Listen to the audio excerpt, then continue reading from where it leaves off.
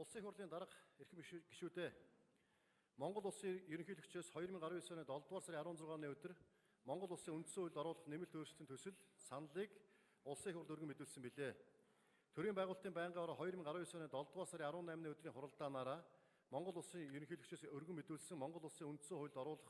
нэмэлт өөрчлөлтийн төсөл саналыг улсын хурлаар хэлэлцэгдэж байгаа улсын хурлын гишүүн Дүндээ Жансан нарын нэр бүхий 62 гишүүнээс өргөн мэдүүлсэн төсөлтөд уялдуулах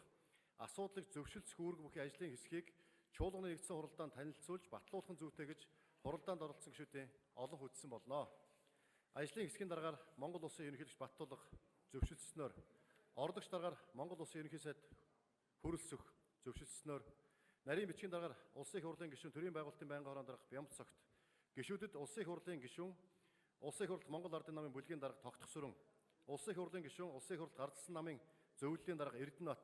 улсын хурлын гишүүн Монгол улсын шадар сайд Инх Төвшин, улсын хурлын гишүүн Хууль зүйн дотоод хэргийн сайд Нямд Орж, улсын хурлын гишүүн Эрдэнэ,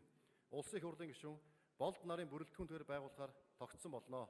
Улсын хурлын эрхэм гишүүдээ